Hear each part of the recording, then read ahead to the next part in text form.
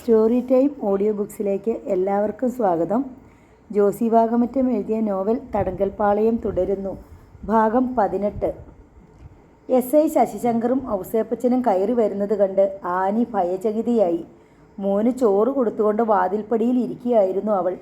Annie പിടഞ്ഞെണീറ്റ് അകത്തേക്ക് ഒതുങ്ങി നിന്നു. ആനിയുടെ മകൻ വായിലിട്ട ചോറുരുള ഇറക്കാതെ ഔസേപ്പച്ചനെയും ശശിശങ്കറേയും പേടിയോടെ മാറി മാറി നോക്കി. സ്റ്റെനി ഇല്ലേ ഇവിടെ? ശശിശങ്കർ ചോദിച്ചു. ഇല്ല. എവിടെ പോയി? ഇപ്പം ഇവിടെയല്ല താമസം. പിന്നെ എവിടെയാ? ലോഡ്ജ് മുറിയിലാ. ഇത് അയാൾ താമസിച്ചുകൊണ്ടിരുന്ന വീടല്ലേ? അതെ. ഇപ്പം ഇത് ഞങ്ങൾക്ക് താമസിക്കാൻ വിട്ടു തന്നിരിക്കുക. ഓഹോ, പരോപകാരം. ഔസേപ്പച്ചൻ പരിഹസിച്ചു. ഞാനും ഇതുപോലെ കുറച്ച് പരോപകാരം അവൾക്ക് ചെയ്തു കൊടുത്തിട്ടുള്ളതാ സാറേ. അവൾക്കറിയാം. അവളോട് ചോദിച്ചു നോക്ക്. ആനി ഔസേപ്പച്ചനെ നോക്കി. അവളുടെ കണ്ണിൽ കനലൊളി മിന്നി. നിന്റെ ആങ്ങള ചെറുക്കനില്ലേ ഇവിടെ? എന്താ അവൻ്റെ പേര്? ലോപ്പസോ അഗസ്റ്റിനോ? ശശിശങ്കർ ചോദിച്ചു. ജസ്റ്റിൻ. ആനി തിരുത്തി. അവനെ ഇങ്ങോട്ട് വിളിക്ക്. ആനി ശശിശങ്കറെ തുറിച്ചു നോക്കി. ശശിശങ്കർ ഇരിപ്പുമുറിയിലേക്ക് കയറി. പുറകെ ഔസേപ്പച്ചനും. വിളിക്കവനെ. ശശിശങ്കറിൻ്റെ സ്വരം കനത്തു. ജസ്റ്റിൻ വാതിൽക്കിലേക്ക് വന്നു. ആ, നീ ഇവിടെ ഉണ്ടായിരുന്നോ? ഇങ്ങോട്ട് നീങ്ങി നിൽക്കടാ. ശശിശങ്കർ ബാറ്റൺ ചൂണ്ടിക്കൊണ്ട് പറഞ്ഞു. ജസ്റ്റിൻ അയാൾ ചൂണ്ടിക്കാണിച്ചിടത്തേക്ക് നീങ്ങി നിന്നു. കോയമ്പത്തൂർ വെച്ച് നീ നിന്റെ ചേട്ടനെ കണ്ടായിരുന്നോടാ? ജസ്റ്റിൻ ഞെട്ടിപ്പോയി. ആനിയുടെ മുഖവും വിളറി. ബാറ്റൺ കൊണ്ട് ശശിശങ്കർ ജസ്റ്റിൻ്റെ കുനിഞ്ഞ മുഖം തോണ്ടി ഉയർത്തി. ചോദിച്ചത് കേട്ടില്ലേടാ? കോയമ്പത്തൂർ വെച്ച് നീ വിൻസെൻറ്റിനെ കണ്ടോന്ന്? ഇല്ല. ശശിശങ്കറിൻ്റെ കണ്ണുകളിലേക്ക് നോക്കി കല്ലുപോലെ ഉറച്ച സ്വരത്തിൽ അവൻ പറഞ്ഞു. ബൈക്ക് റിപ്പയർ ചെയ്യാൻ വേണ്ടിയിട്ട് നിന്റെ വർക്ക്ഷോപ്പിൽ അവൻ വന്നില്ലേടാ? ഇല്ല. നീയല്ലേടാ അവൻ്റെ ബൈക്കിൻ്റെ ഹോൺ നന്നാക്കി കൊടുത്തത്? അല്ലെന്ന് അവൻ തല വെട്ടിച്ചു. അവൻ പറഞ്ഞിട്ടല്ലേടാ നീ ഇങ്ങോട്ട് തിരിച്ചു പോന്നത്? അല്ല. അചഞ്ചലമായിരുന്നു അവൻ്റെ മറുപടി. വാ കഴിവേറി. ശശിശങ്കർ ഷൂസ് ഇട്ട കാൽ നിലത്ത് ആഞ്ഞു ചവിട്ടിക്കൊണ്ട് അട്ടഹസിച്ചു. അവൻ്റെ താടി ഒഴിഞ്ഞുകൊണ്ട് കണ്ണുകളിലേക്ക് തുറച്ചു നോക്കി അയാൾ ഭീഷണിപ്പെടുത്തി. എന്നോട് കള്ളം പറയുന്നോടാ നായിൻ്റെ മോനെ. നിന്റെ നട്ടല് ഞാൻ ഊരിയെടുക്കും. ജസ്റ്റിൻ അല്പനേരം കൂസാതെ നിന്നു. ഏതായിരുന്നടാ ബൈക്ക്? ശശിശങ്കർ വീണ്ടും ചോദിച്ചു. എനിക്കൊന്നും അറിയില്ല. പൊന്നുമോനെ, ഉള്ള സത്യം പറഞ്ഞു. പറഞ്ഞാൽ തടി കേടാകാതെ നോക്കാം. ആ ബൈക്കിൻ്റെ രജിസ്ട്രേഷൻ നമ്പർ എത്രയാ? ഞാൻ പറഞ്ഞല്ലോ, എനിക്കൊന്നും അറിയാൻ വയ്യ. നീ പറയില്ല അല്ലേടാ? ശശിശങ്കർ അവൻ്റെ കഴുത്തിൽ കുത്തിപ്പിടിച്ചു. സത്യം പറഞ്ഞാൽ നിന്നെ ഞാൻ വെറുതെ വിട്ടേക്കാം. എനിക്കൊന്നും അറിയില്ല. എന്നെ കൊന്നാലും ശരി. ഇതല്ലാതെ എനിക്ക് വേറൊന്നും പറയാനില്ല. ഇങ്ങനൊന്നും ചോദിച്ചിട്ട് കാര്യമില്ല സാറേ. അവനെ പൊക്കിയെടുത്ത് വണ്ടിയിലോട്ടിട്. ലോക്കപ്പിൽ കയറ്റി ചങ്കു പൊട്ടുന്ന 4 ഇടി ഇടിച്ചാൽ മണി പോലെ അവൻ കാര്യങ്ങൾ പറയും. ഔസേപ്പച്ചൻ നിർദ്ദേശിച്ചു. ആനി തിരിഞ്ഞ് ഔസേപ്പച്ചൻ്റെ നേർക്ക് തീ പാറും വിധം നോക്കി. ഒരു കുടുംബം തകർത്തിട്ട് നിനക്ക് തൃപ്തിയായില്ലേടാ പട്ടി? ഈറ്റപ്പുലിയെപ്പോലെ അവൾ ചീറി. സെബാനെ കൊന്നത് നീയല്ലേടാ? എന്നിട്ട് ആ കുറ്റം എൻ്റെ ആങ്ങളയുടെ തലയിൽ കെട്ടിവെച്ചില്ലേടാ? അതും പോരാഞ്ഞ് എൻ്റെ അനുജത്തിയെ നീ ചതിച്ചു കൊന്നില്ലേ?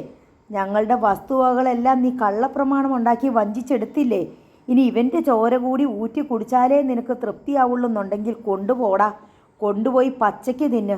നന്ദി കെട്ട പിശാചേ. അവളുടെ ഭാവം കണ്ട് ശശിശങ്കർ അമ്പരന്നു പോയി. പോടി തെണ്ടിച്ചി. എൻ്റെ കൂടെ എത്ര തവണ കിടന്നിട്ടുണ്ടടി നീയും നിൻ്റെ അനുജ. പറഞ്ഞു തീരും മുമ്പേ ഔസേപ്പച്ചൻ്റെ കർണകുറ്റിക്ക് അടി വീണു. ക്രോധാവേശത്തോടെ ഔസേപ്പച്ചൻ അവളുടെ കയ്യിൽ കടന്നു പിടിച്ചു. ഔസേപ്പച്ച വിടാനാ പറഞ്ഞത്. ശശിശങ്കർ ആജ്ഞാപിച്ചു. ഔസേപ്പച്ചൻ പിടിവിട്ടു. നിന്റെ ആങ്ങളെ രക്ഷപ്പെട്ടു വന്ന് നിന്നെയൊക്കെ ഊഞ്ഞാലാട്ടുമെന്ന് വിചാരിക്കണ്ടേ? തൃശ്ശൂരെ പോലീസ് ഇതിനകം കോയമ്പത്തൂർ വെച്ച് അവനെ അറസ്റ്റ് ചെയ്തിട്ടുണ്ടെന്ന് നീ കരുതിക്കോ. നിനക്കുള്ളത് ഞാൻ വേറെ കരുതി വെച്ചിട്ടുണ്ട്. ഔസേപ്പച്ചൻ കടപ്പല്ല് ഞെരിച്ച് പറഞ്ഞു. ശശിശങ്കർ തിരിഞ്ഞ് ഔസേപ്പച്ചനെ ഒന്ന് നോക്കി. അവനെ കസ്റ്റഡിയിൽ എടുക്കണം സാറേ. ബാക്കി എല്ലാ സ്റ്റേഷനിൽ ചെന്നിട്ട്. ഔസേപ്പച്ചൻ അക്ഷമനായി. കൊണ്ടുപോയിക്കോ സാറേ. നിങ്ങളെല്ലാവരും കൂടെ സ്റ്റേഷനിൽ കൊണ്ടുപോയി ചുട്ടു തിന്ന്. പൊട്ടിക്കരഞ്ഞുകൊണ്ട് ആനി അകത്തേക്ക് കയറിപ്പോയി. വിൻസെൻറ്റിൻ്റെ അമ്മയുടെ മുഖം വാതിലിനപ്പുറത്ത് പ്രത്യക്ഷമായി. വേച്ചവർ മുറിയിലേക്ക് വന്നു. ഔസേപ്പച്ചൻ്റെ നേർക്ക് അവർ നോക്കി. ആ നോട്ടം ഏതാനും നിമിഷം അങ്ങനെ തന്നെ നിന്നു. നിന്റെ തലയിൽ ഇടുത്തി വീഴട്ടെ ചെകുത്താനെ. അവരുടെ കൺകുഴികളിൽ വെള്ളം നിറഞ്ഞു. പോകാം. എസ്.ഐ. ശശിശങ്കർ പോകാനായി തിരിഞ്ഞു. ഇവനെ കസ്റ്റഡിയിൽ എടുക്കണ്ടേ സാർ? ഔസേപ്പച്ചൻ ചോദിച്ചു. വേണ്ട. ശശിശങ്കർ ഇറങ്ങി നടന്നു കഴിഞ്ഞു. 2 നിമിഷം സംശയിച്ച് നിന്നിട്ട് ഔസേപ്പച്ചൻ അയാളെ അനുഗമിച്ചു. അവർ ടാറ്റ സഫാരിയിൽ ചെന്ന് കയറി. സാറെന്താ അവനെ കസ്റ്റഡിയിൽ എടുക്കാഞ്ഞത്? വിൻസെൻ്റ് കോയമ്പത്തൂരുണ്ടെന്ന വിവരം ഔസേപ്പച്ചൻ നേരത്തെ തൃശ്ശൂർ പോലീസിൽ അറിയിച്ചിരുന്നോ? തൃശ്ശൂർ നിന്നല്ലേ അവൻ ചാടിപ്പോയത്. അതുകൊണ്ട് കോയമ്പത്തൂരിൽ നിന്ന് തിരിച്ചു വരുന്ന വഴി ഞാൻ ഫോൺ ചെയ്ത്. എന്നാൽ പിന്നെ ബാക്കി കാര്യങ്ങളും അവരന്വേഷിച്ചോളും. സാറെന്താ ഇങ്ങനെ പറയുന്നേ? എടോ, വിൻസെൻറ്റിൻ്റെ വിവരം അറിഞ്ഞപ്പോൾ താൻ ആദ്യം എന്താ ചെയ്യേണ്ടിയിരുന്നത്? എന്നെ വിവരം അറിയിക്കണമായിരുന്നു. അവനെ പിടിച്ചു കൊടുത്താൽ എനിക്കൊരു പ്രൊമോഷൻ തരപ്പെട്ടേനെ. താൻ അന്നേരം എൻ്റെ കാര്യം ഓർത്തില്ല. ഒരു പാലമിട്ടാൽ അങ്ങോട്ടും ഇങ്ങോട്ടും കടക്കണ്ടേ? ഞാനത്ര കടന്ന് ചിന്തിച്ചില്ല സാറേ. ഔസേപ്പച്ചൻ വണ്ടി സ്റ്റാർട്ട് ചെയ്തു. വണ്ടി നീങ്ങുന്നതിനിടയിൽ ശശിശങ്കർ പെട്ടെന്ന് ചോദിച്ചു, വിൻസെൻ്റ് അല്ല സെബാസ്റ്റ്യനെ കൊന്നതെന്ന് തനിക്ക് ഉറപ്പല്ലേ? അതെന്താ അങ്ങനെ ഒരു ചോദ്യം? തെല്ലു പതർച്ചയോടെ ഔസേപ്പച്ചൻ ശശിശങ്കറെ നോക്കി. ചോദിച്ചതിന് ഉത്തരം പറ. അവൻ തന്നെയാ കൊന്നത്. എന്നാൽ എനിക്ക് ഉറപ്പാ അവനല്ല കൊന്നത്. പിന്നെ ആരാ? ഇല്ലിക്കൽ ഔസേപ്പച്ചൻ. AC പ്രവർത്തിക്കുന്നുണ്ടായിരുന്നിട്ടും ഔസേപ്പച്ചൻ വിയർത്തു. ഇനിയൊരു കാര്യം കൂടി ഞാൻ പറയാം, ശശിശങ്കർ പറഞ്ഞു. നമ്മൾ കണ്ട പയ്യനുണ്ടല്ലോ, അവൻ എന്തെങ്കിലും പറ്റിയാൽ താനായിരിക്കും അതിന് ഉത്തരവാദി. മനസ്സിലായോ? ഔസേപ്പച്ചന് മറുപടിയില്ലായിരുന്നു. അയാളുടെ തലച്ചോറിൽ അപായത്തിൻ്റെ മണിമുഴക്കമായിരുന്നു.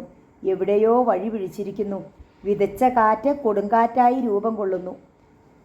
വഴിവിളക്കുകളും അണഞ്ഞിരിക്കുന്നു. ചില വീടുകളുടെ മുമ്പിലെ ലൈറ്റ് മാത്രമേ പ്രകാശിക്കുന്നുള്ളൂ. ഗേറ്റിനരികിൽ വന്നിട്ട് വിൻസെൻ്റ് വീടിൻ്റെ 2ാം നിലയിലേക്ക് നോക്കി. സീമയുടെ മുറിയിൽ വെളിച്ചമില്ല. ഗ്രീൻ സിഗ്നലാണത്. ചുറ്റും നോക്കിയിട്ട് വിൻസെൻ്റ് മതിൽ ചാടി കടന്നു. വീടിൻ്റെ പിന്നാമ്പുറത്തെത്തി. ടെറസിലേക്ക് ഗോവണി ചാരി വെച്ചിരിക്കുന്നത് അവൻ്റെ കണ്ണിൽപ്പെട്ടു.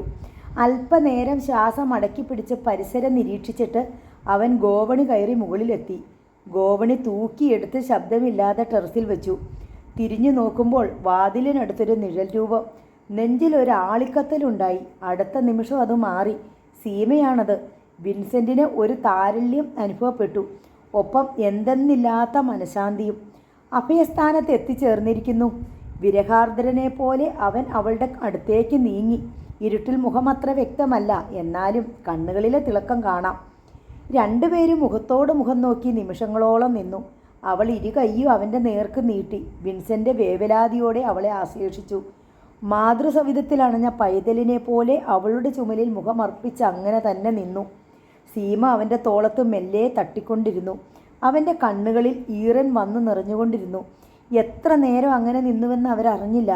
കാറ്റിൽ വാതിൽ വന്ന് മെല്ലെ അടയുന്ന ഒച്ചയുണ്ടായി. വിൻസെൻ്റ് പെട്ടെന്ന് നിവർന്നു നിന്നു. സീമ അവൻ്റെ കൈ പിടിച്ച് ചെറിയ ഇടനാഴിയിലേക്ക് കടന്നു.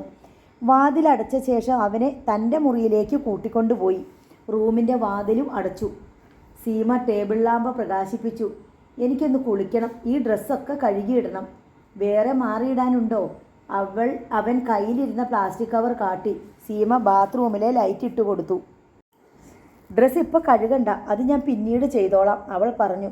തീരെ പതിഞ്ഞ സ്വരത്തിലാണ് ഓരോ വാക്കും ഉച്ചരിക്കപ്പെട്ടത്. വിൻസെൻ്റ് കുളി കഴിഞ്ഞ് ഡ്രസ്സ് മാറി വരുമ്പോഴേക്കും സീമ ഒരു പ്ലേറ്റിൽ ബ്രെഡും പഴവും എടുത്തു വെച്ചിരുന്നു. വിശക്കുന്നില്ലേ? കഴിക്ക്. അവൻ ഭക്ഷണത്തിന് മുമ്പിലിരുന്നു. സീമ പെപ്സിയുടെ ബോട്ടിൽ തുറന്നു കൊടുത്തു. ഇത്രയൊക്കെയേ ഉള്ളൂ, പുറമേ നിന്ന് വാങ്ങിയതാ. ആർക്കും സംശയം തോന്നരുതല്ലോ, സീമ പറഞ്ഞു. പുല്ല് തിന്നാനും തയ്യാറുള്ളവൻ ഇത് സദ്യയല്ലേ, അവൻ പറഞ്ഞു. ഭക്ഷണം കഴിച്ച ശേഷം അവർ മേശയ്ക്കരികെ ഇരുന്നു. സീമ ചില കടലാസുകൾ ഒരു കവറിൽ നിന്നെടുത്ത് മേശപ്പുറത്ത് വെച്ചു. ആദ്യം ഞാൻ മുളങ്കരയിൽ പോയ വിശേഷങ്ങൾ പറയാം. സീമ തൻ്റെ മുളങ്കര ദൗത്യത്തിൻ്റെ വിശദീകരണങ്ങൾ വിൻസെൻറ്റിനെ പറഞ്ഞു കേൾപ്പിച്ചു. തൻ്റെ കുടുംബത്തെ ഔസേപ്പച്ചൻ വീട്ടിൽ നിന്ന് ഇറക്കി വിട്ടുവെന്നും അനുജനെ സ്റ്റേഷനിൽ കൊണ്ടുപോയി ഉപദ്രവിച്ചുവെന്നും തൻ്റെ വസ്തുവകളെല്ലാം അപഹരിച്ചെന്നും കേട്ടപ്പോൾ വിൻസെൻറ്റിൻ്റെ ഭാവം മാറി. മതി, അവൻ എഴുന്നേറ്റു. മുറിക്കുള്ളിലൂടെ നടക്കാൻ തുടങ്ങി. അവൻ്റെ രോഷവും പകയും ആദിയും അടങ്ങാൻ കാത്ത് സീമ ക്ഷമയോടെ ഇരുന്നു. ഒടുവിൽ അവൾ തന്നെ എഴുന്നേറ്റ് ചെന്ന് അവനെ പിടിച്ചു കൊണ്ടുവന്ന് കസേരയിലിരുത്തി. ഔസേപ്പച്ചനല്ല ഇപ്പോൾ നമ്മുടെ ടാർഗറ്റ്, സെബാസ്റ്റ്യനാണ്, അത് മറക്കരുത്, അവൾ ഓർമ്മിപ്പിച്ചു. അവരൊക്കെ ഇപ്പോൾ എവിടെയാണ്? പതുക്കെ. സ്റ്റാൻസ്ലാവോസാണ് അവർക്ക് അഭയം കൊടുത്തിരിക്കുന്നത്.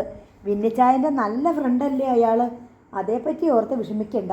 സീമ അവരെ കണ്ടോ? അതിന് സമയം കിട്ടിയില്ല. എങ്കിലും ഞാൻ കാര്യങ്ങൾ അന്വേഷിച്ചറിഞ്ഞു.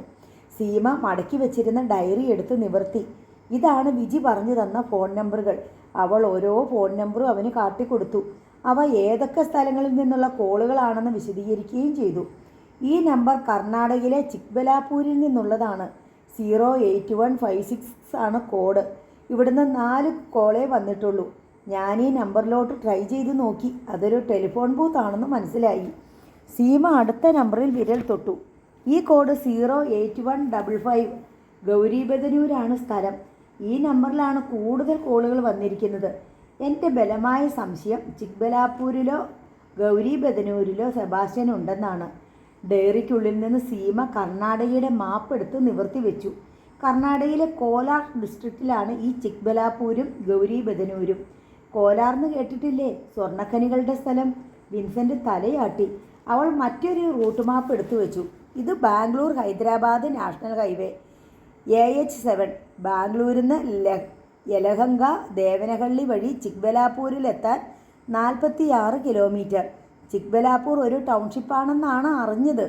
ചിക്ബലാപൂരിൽ നിന്നും നാഷണൽ ഹൈവേ വിട്ട് നേരെ വടക്കോട്ടാണ് ഗൗരീബദനൂർക്ക് പോകേണ്ടത്. മഞ്ചനഹള്ളി വഴി 40 കിലോമീറ്റർ. അവിടം ഗ്രാമപ്രദേശങ്ങളാണെന്ന് കേൾക്കുന്നു. അതായത് ബാംഗ്ലൂരിൽ നിന്ന് ഏതാണ്ട് 90 കിലോമീറ്റർ യാത്ര ചെയ്യേണ്ടി വരും. എന്തായാലും റൂറൽ ഏരിയയാണ്. ഗൗരീബദനൂരിൽ നിന്ന് 4 കിലോമീറ്ററേ ഉള്ളൂ ആന്ധ്രാപ്രദേശ് ബോർഡറിലേക്ക്. ഓരോ സ്ഥലവും അക്കമിട്ട് അടയാളപ്പെടുത്തിയിരുന്ന് അവൾ പേന കൊണ്ട് തൊട്ട് കാണിച്ചു. പെട്ടെന്ന് തിരിച്ചറിയാൻ വേണ്ടി ഞാനൊരു റൂട്ട് മാപ്പ് വരച്ചെടുത്തിട്ടുണ്ട്. അവൾ അതും അവനെ കാണിച്ചു. ചിക്ബലാപൂരിനും ഗൗരീബദനൂർ ആന്ധ്രാപ്രദേശ് ബോർഡറിനും ഇടയ്ക്ക് എവിടെയോ ആയിരിക്കണം സെബാസ്റ്റ്യൻ്റെ ഒളിവ് സ്ഥലം. ഇത്രയും ഡീറ്റെയിൽസൊക്കെ എങ്ങനെ കളക്ട് ചെയ്തു? വിൻസെൻ്റ് നന്ദിയും കൃതജ്ഞതയും സ്ഫുരിക്കുന്ന നോട്ടത്തോടെ ചോദിച്ചു. ഞങ്ങൾ പത്രക്കാരല്ലേ? സീമ പുഞ്ചിരിച്ചു. ഇവിടെയാണ് സെബാൻ ഉള്ളതെങ്കിൽ അവൻ്റെ ഇപ്പോഴത്തെ ചുറ്റുപാടുകൾ എന്തായിരിക്കും?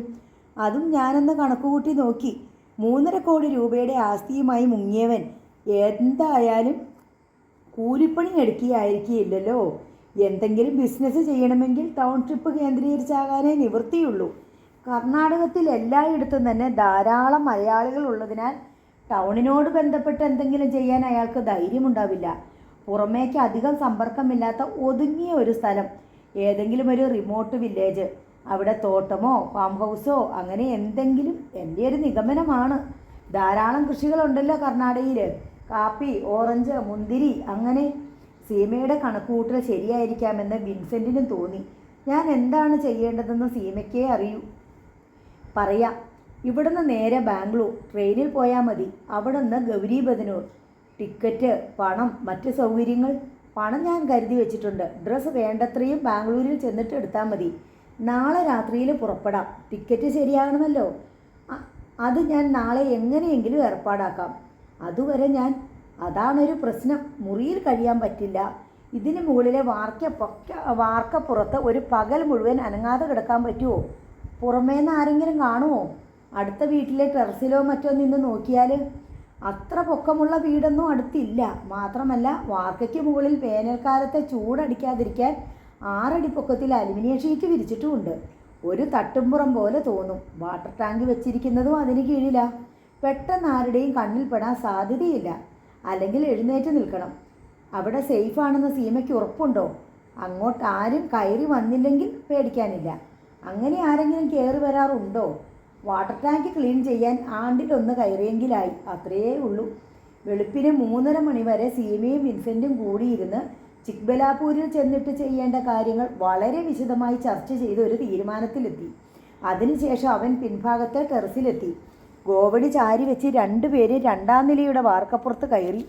അലൂമിനിയം ഷീറ്റ് മേഞ്ഞ മേൽക്കൂരയ്ക്ക് കീഴെ വായുവിന് ഇളം ചൂടുണ്ടായിരുന്നു. സീമ പറഞ്ഞതിനേക്കാൾ സുരക്ഷിതമാണ് ഈ സ്ഥലമെന്ന് വിൻസെൻറ്റിന് മനസ്സിലായി. കൊള്ളാം, ഞാനിവിടെ പതുങ്ങിക്കിടന്നോളാം. മേൽക്കൂരയുള്ളതുകൊണ്ട് വെയിലും മഴയും ഏൽക്കില്ലല്ലോ. പകൽ അസഹ്യമായ ചൂടായിരിക്കും. അതിനേക്കാൾ ചൂടുണ്ട് നെഞ്ചിനകത്ത്. പിന്നെന്താ, വിരിക്കാൻ ഷീറ്റോ മറ്റോ വേണോ? ഒന്നും വേണ്ട, ഇത് ധാരാളം. കുടിക്കാനുള്ള വെള്ളം മാത്രം ഒരു പ്ലാസ്റ്റിക് ബോട്ടിലിൽ അവൻ കരുതിയിരുന്നു. പകൽ മുഴുവൻ പട്ടിണി കിടക്കേണ്ടി വരും. ഇന്ന് രാത്രിയിലേ നമ്മളിനി കാണൂ. ഓക്കേ. അവൻ കിടന്നു കഴിഞ്ഞു. സീമ ഗോവണിയിലൂടെ താഴേക്കിറങ്ങി. അലുമിനിയം ഗോവണി പതുക്കെ ചായച്ച് പൂർവ്വസ്ഥാനത്ത് വെച്ചു. പകൽ മുഴുവൻ ഒരു ബാംഗ്ലൂർ ടിക്കറ്റ് സംഘടിപ്പിക്കാനുള്ള നെട്ടോട്ടത്തിലായിരുന്നു സീമ. 2-ാം നിലയുടെ വാർക്കപ്പുറത്ത് കിടക്കുന്ന ഒരു മനുഷ്യരൂപത്തെക്കുറിച്ചുള്ള ഓർമ്മ ചാർജ് ചെയ്തു വെച്ച ഒരു ടൈം ബോംബ് പോലെ എല്ലായ്പ്പോഴും അവളുടെ നെഞ്ചിൽ കിടന്നു മിടിച്ചുകൊണ്ടിരുന്നു. രാത്രിയോടെ അവൾ വീട്ടിൽ തിരിച്ചെത്തി. ഇതുവരെ ഒരു കുഴപ്പവുമില്ലാതെ എല്ലാം ഭംഗിയായി പോകുന്നുവെന്ന് ഉറപ്പുവരുത്തി. 9 മണിക്ക് കുടുംബാംഗങ്ങളോടൊത്ത് അത്താഴം കഴിച്ചുകൊണ്ടിരിക്കുമ്പോൾ അയൽ വീട്ടിലെ ദാമോദരൻ മാഷ് വീട്ടിലേക്ക് കയറി വന്നു. കോളിംഗ് ബെല്ലടിച്ചപ്പോൾ ഷാനിയാണ് ചെന്ന് വാതിൽ തുറന്നത്. ഹസ്ബൻഡ് ഇല്ലേ ഇവിടെ? ഉണ്ടല്ലോ, മാഷ് ഇരിക്കെ, വിളിക്കാം. 1 മിനിറ്റ് മതി, ഒരു കാര്യം പറയാനാ. മാഷ് വന്നോളൂ. ദാമോദരൻ മാഷ് ഡൈനിങ് ഹാളിൻ്റെ വാതിൽക്കൽ വന്നു. ഗുഡ് ഈവനിങ് മാഷേ. മാഷ് ഇരിക്കെ, ഇതാ കഴിഞ്ഞു. ജോഷി ജോൺസ് എഴുന്നേറ്റു. പ്രത്യേകിച്ച് കാര്യമൊന്നുമില്ല. നിങ്ങളുടെ 2ാം നിലയുടെ വാർക്കയ്ക്ക് മീതെ ആരോ മൂവ് ചെയ്തതുപോലെ തോന്നി. സീമയുടെ നെഞ്ചിൽ വെള്ളിടി വിട്ടി. വാർക്കയ്ക്ക് മീതെയോ? അവിടെ ആര് കയറാനാ? അതും ഗോവണിയില്ലാതെ. അവിടെ കയറാനും ഇറങ്ങാനും പറ്റില്ലല്ലോ. ചിലപ്പോൾ എനിക്ക് തോന്നിയതായിരിക്കും. ഞാനെൻ്റെ ടെറസിൽ കൂടി വെറുതെ നടക്കുമായിരുന്നു. അപ്പോഴൊരു മിന്നായം പോലെ എന്തോ ഒന്ന്. വേണമെങ്കിലും ഒന്ന് ചെക്ക് ചെയ്തോ, സംശയം തീരുമല്ലോ. ജോഷി വേഗം വാഷ് ബേസിനിൽ ചെന്ന് കൈ കഴുകി. സീമയും ഞൊടിയിടയിൽ എഴുന്നേറ്റു. കൈ കഴുകാതെ തന്നെ അവൾ ജോഷിയോടൊപ്പം സ്റ്റെയർ കേസ് കയറി മുകളിലെത്തി. അവളുടെ കൈകാലുകളും ഉടുപ്പുകളും എല്ലാം വിറയ്ക്കുന്നുണ്ടായിരുന്നു. ജോഷി ഗോവണി എടുത്ത് വാർക്കയിലേക്ക് ചാരുന്നത് കണ്ടപ്പോൾ അവൾ പറഞ്ഞു, മാഷക്ക് വെറുതെ തോന്നിയതായിരിക്കും ജോഷിച്ചായ, വല്ല നിഴലും അനങ്ങിയതായിരിക്കും. ആയിക്കോട്ടെ, ഒന്ന് കയറി നോക്കുന്ന ബുദ്ധിമുട്ടല്ലേ ഉള്ളൂ. ജോഷിച്ചായ വീഴും. ഞങ്ങൾ പോലീസുകാർ ഇതിനേക്കാൾ വലിയ സർക്കസൊക്കെ കാണിക്കുന്നവരല്ലേടി. ജോഷി ഗോവണിത്തട്ടിലേക്ക് കാലെടുത്തു വെച്ചു. ജോഷിച്ചായ 1 മിനിറ്റ്, ഞാൻ പിടിക്കാം. അയാൾ ഒന്ന് നിന്നു. അതിൻ്റെ ഒന്നും ആവശ്യമില്ല ജോഷിച്ചായ, പ്ലീസ്. അയാൾ തിരിഞ്ഞ് അത്ഭുതത്തോടെ അവളെ നോക്കി. നിനക്കെന്താ ഇത്ര പേടി? വേണ്ട ജോഷിച്ചായ, അത്ര പേടിയാണെങ്കിൽ നീ അങ്ങോട്ട് മാറി കണ്ണടച്ച് നിന്നു. അയാൾ സാവധാനം മുകളിലേക്ക് കയറിപ്പോയിക്കൊണ്ടിരുന്നു. അയാൾ വാർക്കപ്പുറത്തേക്ക് കയറിക്കഴിഞ്ഞപ്പോൾ സീമ നടുങ്ങിത്തളർന്ന് ഭിത്തിയിലേക്ക് ചാരി ശ്വാസം അടക്കി നിന്നു. കോൺക്രീറ്റ് തട്ടിന് മീതെ ഇരുട്ടായിരുന്നു. ജോഷി ജോൺസ് തിരിഞ്ഞ് സീമ നിൽക്കുന്നിടത്തേക്ക് നോക്കി. ഒരു ടോർച്ച് എടുത്തോണ്ട് വാ, ഇവിടെ വെളിച്ചമില്ല. ഇതിനകം ഷാനിയും ടെറസിലെത്തിയിരുന്നു. സീമ സ്തംഭിച്ച് നിൽക്കുന്നത് കണ്ട് അവൾ ചോദിച്ചു, എന്താ, ആരെങ്കിലും കണ്ടോ? സീമ മിണ്ടിയില്ല. ടോർച്ച്, ജോഷി ഒരിക്കൽ കൂടി പറഞ്ഞു. ഷാനി വേഗം സ്റ്റെയർ കേസ് ഇറങ്ങി താഴേക്ക് പോയി. പെട്ടെന്ന് ടോർച്ചുമായി കയറി വന്നു. എനിക്ക് കോണിമേൽ കയറാൻ പേടിയാ സീമേ, നീ തന്നെ ഇതങ്ങോട്ട് കൊടുക്ക്. ഷാനി സീമയുടെ കയ്യിലേക്ക് ടോർച്ച് കൊടുത്തു. സീമയ്ക്ക് നിന്നിടത്ത് നിന്നും അനങ്ങാൻ കഴിയുമായിരുന്നില്ല. അവൾ ഇതിനകം വിയർപ്പിൽ നനഞ്ഞിരുന്നു. അവൾക്ക് പേടിയാ. കൈയെത്തിച്ച് തന്നാ മതി, ഞാൻ 2 പടി താഴോട്ട് വരാം, ജോഷി മുകളിൽ നിന്ന് പറഞ്ഞു. ഷാനി കൈയെത്തിച്ച് ടോർച്ച് കൊടുത്തു. ജോഷി അതുമായി കയറിപ്പോയി. അയാൾ വാർക്കപ്പുറത്ത് എല്ലായിടത്തും ടോർച്ച് തെളിച്ച് നോക്കി. മുറ്റത്തിറങ്ങി നിന്ന് ദാമോദരൻ മാഷും സീമയുടെ പപ്പയെ നോക്കുന്നുണ്ടായിരുന്നു. എന്തെങ്കിലും കണ്ടോ? ദാമോദരൻ മാഷ് താഴെ നിന്ന് വിളിച്ചു ചോദിച്ചു. ഇവിടെ ഒന്നും കാണാനില്ലല്ലോ മാഷേ. എന്നാൽ എനിക്ക് തോന്നിയതായിരിക്കും. സീമ കണ്ണുകളടച്ച് ഹൃദയമിടിപ്പ് നിലച്ച മട്ടിൽ നിൽക്കുകയായിരുന്നു. ജോഷി കോവണി ഇറങ്ങി താഴെ വന്നു. ടോർച്ച് അയാൾ ഷാനിയെ ഏൽപ്പിച്ചു. കോവണി എടുത്ത് പൂർവ്വസ്ഥാനത്ത് വെച്ചു. സീമയ്ക്ക് അത് വിശ്വസിക്കാൻ കഴിഞ്ഞില്ല. വിൻസെൻ്റ് മുകളിൽ ഇല്ലായിരുന്നോ? അവിടെ ഒളിച്ചിരിക്കാൻ പറ്റിയ ഒരു സ്ഥലവുമില്ലെന്ന് അവൾക്കറിയാം. ഗോവണിയില്ലാതെ താഴേക്ക് ഇറങ്ങാനും നിവൃത്തിയില്ല. മാത്രമല്ല, ദാമോദരൻ മാഷും പപ്പയും മുറ്റത്ത് നോക്കി നിൽപ്പുണ്ടായിരുന്നു. ജനലിൻ്റെ സൺഷെയ്ഡിൽ നോക്കിയോ? ഷാനി ചോദിച്ചു. എല്ലായിടത്തും നോക്കി. ജോഷി സ്റ്റെയർ കേസ് ഇറങ്ങി താഴേക്ക് പോയി. സീമ അപ്പോഴും ടെറസിൽ തന്നെ നിന്നു. കഴിഞ്ഞുപോയ ഏതാനും നിമിഷങ്ങൾ. നെഞ്ചിലെ ഭീതിയുടെ മുഴക്കം ഇനിയും അവസാനിച്ചിട്ടില്ല. ജീവിതത്തിൽ ഒരിക്കലും താനിങ്ങനെ ഭയന്നിട്ടില്ലെന്ന്, ഇത്രമേൽ തളർന്നിട്ടില്ലെന്ന് അവൾക്ക് തോന്നി. വിൻസെൻ്റ് എപ്പോഴാണ് രക്ഷപ്പെട്ടത്? ദാമോദരൻ മാഷ് തന്നെ കണ്ടുവെന്ന് വിൻസെൻറ്റിന് മനസ്സിലായിരുന്നുവോ? മാഷ് ഇങ്ങോട്ട് വരുന്നത് കണ്ട് സംശയം തോന്നിയിട്ട് മുകൾ തട്ടിൽ നിന്ന് ചാടി ഇറങ്ങി. എന്നാലും ശബ്ദം കേൾക്കേണ്ടതാണല്ലോ. വിൻസെൻ്റ് മുകളിലുണ്ടായിരുന്നു എന്നുള്ളത് ഉറപ്പാണ്. അല്ലെങ്കിൽ ദാമോദരൻ മാഷിന് സംശയം തോന്നില്ലല്ലോ. ആദിയും ഭീതിയും അടങ്ങിയപ്പോൾ സീമ പതുക്കെ താഴേക്ക് ഇറങ്ങിച്ചെന്നു വാഷ് ബേസിനിൽ കൈ കഴുകി. ദാമോദരൻ മാഷും ജോഷിയും ഹാളിൽ ഇരുന്ന് സംസാരിക്കുന്നത് അവൾ കണ്ടു. അവൾ വാതിലിൽ കർട്ടന് പിറകിൽ നിന്നു. കഴിഞ്ഞ 2 ദിവസം ഇവിടെ ഇല്ലായിരുന്നു അല്ലേ? ദാമോദരൻ മാഷ് ചോദിക്കുന്നു. ഞാൻ കോയമ്പത്തൂർ വരെ പോയിരുന്നു. തടവ് ചാടിപ്പോയി ഒരു പ്രതിയെ അന്വേഷിച്ച് പോയതാ, ജോഷിച്ചായൻ്റെ മറുപടി. ആ, പത്രത്തിൽ കണ്ടായിരുന്നു. തൂക്കിക്കൊല്ലാൻ വിധിച്ച ഒരു കൊലപ്പുള്ളിയല്ലേ? അതുതന്നെ. ദാമോദരൻ മാഷ് പോയ ശേഷമാണ് സീമ കുടിക്കാനുള്ള വെള്ളമെടുത്ത് മുകളിലെ തൻ്റെ മുറിയിലേക്ക് പോകുന്നത്. വീട്ടിലുള്ളവരെല്ലാം ഉറങ്ങുന്നത് വരെ അവൾ മുറിയടിച്ച് അകത്ത് തന്നെ ഇരുന്നു. 11 മണി കഴിഞ്ഞപ്പോൾ സീമ ടെറസിലേക്ക് ഇറങ്ങി. സമീപത്തുള്ള വീടുകളിലെ വിളക്കുകളും അണഞ്ഞിരുന്നു. റോഡിലൂടെ പരിസരം നിരീക്ഷിച്ചു പോകുന്ന ഗൂർഖയെ മാത്രം കണ്ടു. അവൾ ടെറസിൽ തന്നെ നിലയുറപ്പിച്ചു. റോഡിലൂടെ ആരെങ്കിലും നീങ്ങുന്നുണ്ടോ എന്നവൾ ശ്രദ്ധിച്ചു. വിൻസെന്റിന് നാളെ വെളുപ്പിന് പുറപ്പെടേണ്ടതാണ്. എവിടെ പോയാലും ഇവിടെ വന്ന് തന്നെ കണ്ടേ പറ്റൂ. രാത്രി 1 മണിയായിട്ടും ഒരു സിഗ്നലുമില്ല. സീമയ്ക്ക് സംശയമായി. ഒരുപക്ഷെ വിൻസെന്റ് മുകളിൽ തന്നെ എവിടെയെങ്കിലും. സീമ അലുമിനിയം ഗോവണി ബന്ധപ്പെട്ട് പൊക്കി വാർക്കയിലേക്ക് ചാരി വളരെ സൂക്ഷിച്ച് മുകളിലേക്ക് കയറി. കോൺക്രീറ്റ് തട്ടിൽ കയറി നിന്ന് അവൾ മുകളിലെമ്പാടും നോക്കി.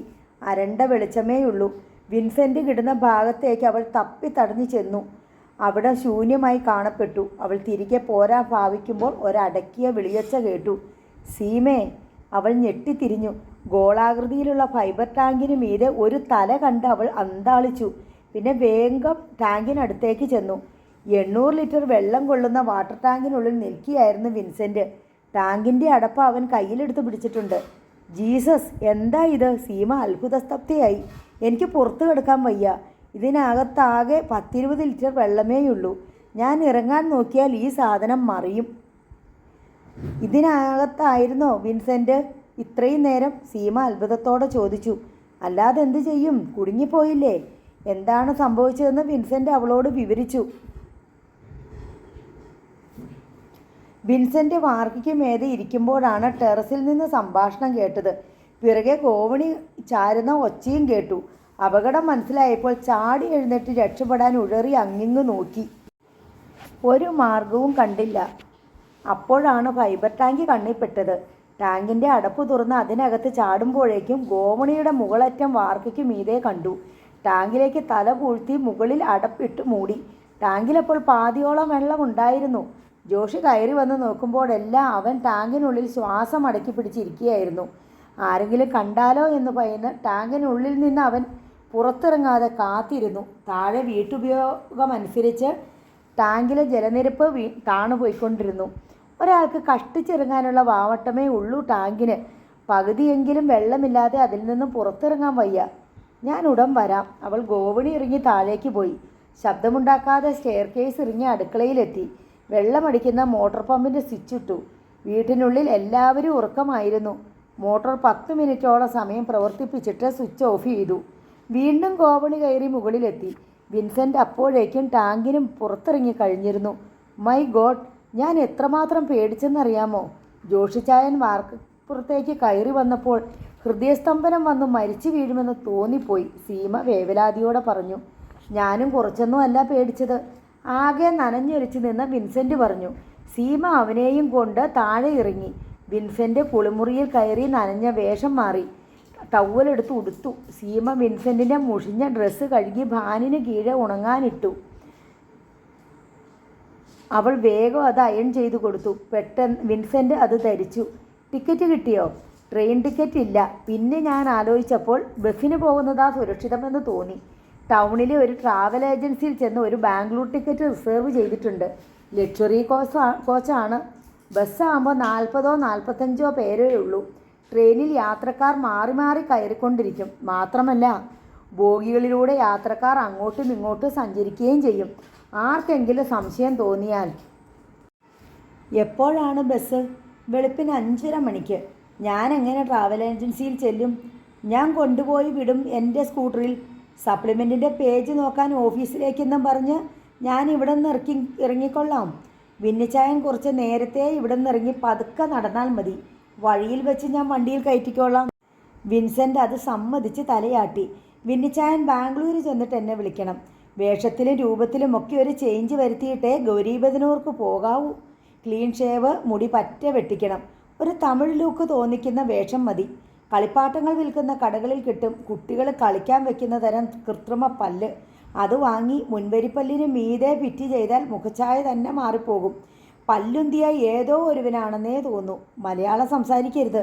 തട്ടിയും മുട്ടിയും ആയാലും തമിഴും ഇംഗ്ലീഷും കന്നഡയും മതി. സ്പോക്കൺ കന്നഡയുടെ ഒരു പോക്കറ്റ് ബുക്ക് ഞാൻ സംഘടിപ്പിച്ചിട്ടുണ്ട്. അത്യാവശ്യം കമ്മ്യൂണിക്കേഷൻ അത് മതി. എല്ലാം അവൾ മേശപ്പുറത്ത് എടുത്തു വെച്ചു. റൂട്ട് മാപ്പ്, ഫോൺ നമ്പറുകൾ, അത്യാവശ്യത്തിനുള്ള പണം, പോക്കറ്റ് ബുക്ക്, ഇതെല്ലാം സീമ തന്നെ ഒരു കവറിനുള്ളിൽ പാക്ക് ചെയ്ത് കൊടുത്തു. ഇനി വല്ലതും കഴിക്ക്. പകൽ മുഴുവൻ പട്ടിണിയായിരുന്നില്ലേ? ഹോട്ടലിൽ നിന്ന് പാക്കറ്റ് ചെയ്ത് വാങ്ങിയ ചപ്പാത്തിയും ചിക്കൻ ഫ്രൈയും അവൾ അവൻ്റെ മുന്നിൽ എടുത്തു വെച്ചു കൊടുത്തു. വിൻസെൻ്റ് അത് മുഴുവൻ വായിച്ചു. സീമയ്ക്ക് ഇതിനിടയിൽ കോട്ടയത്ത് പോയി എൻ്റെ അമ്മയെയും ചേച്ചിയെയും ഒന്ന് കാണാൻ പറ്റുമോ? അവരുടെ ഇപ്പോഴത്തെ അവസ്ഥ എന്താണെന്നറിയാൻ അയാൾ അപേക്ഷാപൂർവ്വം അവളെ നോക്കി. സീമ ഏതാനും നിമിഷം ആലോചിച്ചിരുന്നു. അത് വേണ്ട വിന്നിച്ചായ, ഞാനിപ്പോൾ അവരെ കാണാൻ പോയാൽ അത് സംശയത്തിനിടയാക്കും. പണം കൊടുത്തോ മറ്റോ സംശയിക്കാമെന്ന് വെച്ചാൽ അതും പ്രശ്നമാണ്. പോലീസിൻ്റെ കണ്ണ് എപ്പോഴും അവരുടെ മേലുണ്ടായിരിക്കും. സ്റ്റെനി എത്ര നാളെന്ന് വെച്ചാൽ അവരുടെ കാര്യം നോക്കുന്നേ? അവനും ഒരു കുടുംബമുള്ളതല്ലേ? എന്തായാലും അതൊന്നും ആലോചിച്ച് വിഷമിക്കാനുള്ള സമയം ഇതല്ല. തൽക്കാലം സ്റ്റെനി അവരെ സഹായിക്കാനുണ്ടല്ലോ. അങ്ങനെ സമാധാനിക്കുക. വിൻസെൻ്റ് ആലോചനയോടെ തലയാട്ടി. വിന്നിച്ചായൻ കിടന്നു. ഇപ്പം കിടന്ന 2 മണിക്കൂർ നേരെ സുഖമായിട്ട് ഉറങ്ങാം. ഉറങ്ങിപ്പോയാലോ? ഞാൻ ഉറങ്ങുന്നില്ല. 4 മണിക്ക് ഞാൻ വിളിച്ചുണർത്തും. 5-ന് മുമ്പ് ഇവിടെ നിന്ന് ഇറങ്ങണം. വിൻസെൻ്റ് കിടന്നു. സീമയുടെ കിടക്കയിൽ സ്ത്രീയുടേതായ ഒരു ഗന്ധം അവനെ ചൂഴ്ന്നു. ആ പില്ലോ കവർ മുഷിഞ്ഞതാ, മാറ്റി വേറെ ഇട്ട് തരാം. സീമ അലമാരിയിൽ നിന്നും പൂക്കളുടെ ചിത്രം പ്രിൻ്റ് ചെയ്ത ഒരു പില്ലോ കവർ എടുത്തുകൊണ്ട് വന്നു. വേണ്ട സീമേ, ഇതു മതി. വിൻസെൻ്റ് ആ തലയിണ മീതെ തലവെച്ച് കിടന്നു. അതിനൊരു മണം കാണും, കനച്ച ഈച്ചയുടെ. വിൻസെൻ്റ് തലയിണയിലേക്ക് മുഖം ചേർത്ത് മണപ്പിച്ച് നോക്കി. പിന്നെ അതിൻ്റെ മൃദുലതയിലേക്ക് മുഖം താഴ്ത്തി. ആ ഗന്ധം ഒന്നുകൂടി ആസ്വദിച്ചു.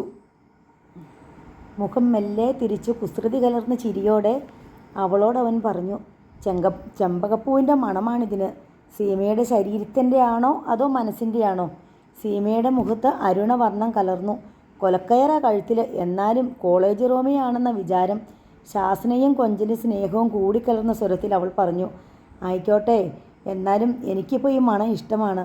അവൻ തലയിണയിലേക്ക് കവിൾ അമർത്തി. എടുത്ത പില്ലോ കവർ സീമ അലമാരിയിൽ കൊണ്ടുവച്ചു. അവൾ കട്ടിലിൽ വന്ന് കട്ടിലിൻ്റെ ക്രാസ് ചാരിയിരുന്നു. വിൻസെൻ്റ് അവളുടെ നേർക്ക് വലതുകരം നീട്ടി. ആ കയ്യിങ്ങതാ. സീമ കൈ നീട്ടിക്കൊടുത്തു. വിൻസെൻ്റ് അവളുടെ കൈത്തലം പിടിച്ചു കഴുത്തിന് താഴെ ചേർത്ത് വെച്ചു. കൊലക്കയറുള്ള കഴുത്തല്ലേ, എനിക്കൊരു ധൈര്യത്തിന്. സീമയുടെ മുഖത്തേക്ക് തന്നെ നോക്കിക്കൊണ്ട് അവൻ കിടന്നു. എപ്പോഴോ കണ്ണുകൾ അടഞ്ഞു. കൃത്യം 4 മണിക്ക് എന്നെ സീമ വിളിച്ചുണർത്തി. 4:45 വിൻസെൻ്റ് ഗോവണി ചാരി വെച്ച് താഴേക്ക് ഇറങ്ങി. 5 മണിയായപ്പോൾ സീമയും പോകാൻ ഒരുങ്ങി. സീമയുടെ പപ്പയും അമ്മയും ഉണർന്നെണീൽക്കുന്നതേയുള്ളൂ.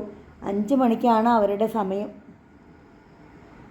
അത്യാവശ്യത്തിന് ഓഫീസിലേക്ക് പോവുകയാണെന്ന് അവരോട് പറഞ്ഞിട്ട് സീമ പുറത്തിറങ്ങി കൈനറ്റിക് ഹോണ്ട സ്റ്റാർട്ട് ചെയ്തു. പാൽക്കാരും പത്രവിതരണക്കാരും മീൻകച്ചവടക്കാരും സൈക്കിളിൽ അവരുടെ ജീവിതായോധനം ആരംഭിച്ചിരുന്നു. മെയിൻ റോഡിലേക്ക് കടക്കുമ്പോൾ റോഡരികെ പറ്റി നടന്നു പോകുന്ന വിൻസെൻറ്റിനെ സീമ കണ്ടു. അവൻ്റെ അടുത്ത് സ്കൂട്ടർ നിർത്തിയിട്ട് സീമ പറഞ്ഞു, കേറ്, നേരം വെളുത്തു വരുന്നു. വിൻസെൻ്റ് അവളുടെ പിന്നിൽ കയറിയിരുന്നു. സ്കൂട്ടർ ഓടിക്കുമ്പോൾ അവളുടെ മുടിയിഴകൾ അവൻ്റെ മുഖത്ത് വന്ന് അലതല്ലി. ആ പുലർക്കാല കുളിരിൽ അവളോടൊപ്പമുള്ള യാത്ര അവസാനിക്കാതിരുന്നെങ്കിൽ എന്നവൻ ആഗ്രഹിച്ചു പോയി. 5:20 അവർ ട്രാവൽ ഏജൻസി ഓഫീസിലെത്തി. ബസ് പുറപ്പെടാൻ തയ്യാറായി നിൽക്കുകയാണ്. പോട്ടെ? വിൻസെൻ്റ് യാത്ര ചോദിച്ചു. സൂക്ഷിക്കണം, എല്ലാം പറഞ്ഞ പോലെ കൂടെ എന്നെ വിളിക്കണം. ഓക്കെ. ബസ്സിൽ കയറും മുമ്പ് വിൻസെൻറ്റിനെ ധൈര്യപ്പെടുത്താൻ എന്നോണം സീമ അയാളുടെ കൈ പിടിച്ചമർത്തി. എന്ത് സഹായത്തിന് ഞാനിവിടെയുണ്ട്, അവൾ മന്ത്രിച്ചു. ആ ഒരു വിശ്വാസത്തിലാണ് ഞാൻ. വിൻസെൻ്റ് പൂർത്തീകരിച്ചില്ല. അവൻ ബാംഗ്ലൂർക്കുള്ള സൂപ്പർ ലക്ഷറി കോച്ചിൽ കയറി തൻ്റെ സീറ്റ് പിടിച്ചു. 10 മിനിറ്റിനുള്ളിൽ ബസ് പുറപ്പെട്ടു. സീമ ആശങ്കയോടെ നോക്കി നിന്നു. ഔസേപ്പച്ചൻ ജനലിലൂടെ പുറത്തേക്ക് നോക്കിക്കൊണ്ടിരുന്നു. താൻ നിൽക്കുന്ന തറയ്ക്ക് വേണ്ടത്ര ഉറപ്പില്ലെന്ന് അയാൾക്ക് തോന്നി. ഇപ്പോൾ ആശങ്കയാണ് മനസ്സ് നിറയെ. എവിടെയാണ് പിഴച്ചതെന്ന് എത്ര ആലോചിച്ചിട്ടും അയാൾക്കൊരു പിടിയും കിട്ടിയില്ല. താൻ അമിതമായ ആത്മവിശ്വാസവും അഹങ്കാരവും കാണിച്ചുവോ? ഇൻസ്പെക്ടർ ശശിശങ്കറിനും തൻ്റെ മേൽ അതൃപ്തിയും സംശയവും തോന്നി തുടങ്ങിയിരിക്കുന്നു. ഇന്നലെ അയാൾ പറഞ്ഞ വാക്കുകൾ ഔസേപ്പച്ചൻ ഓർത്തു.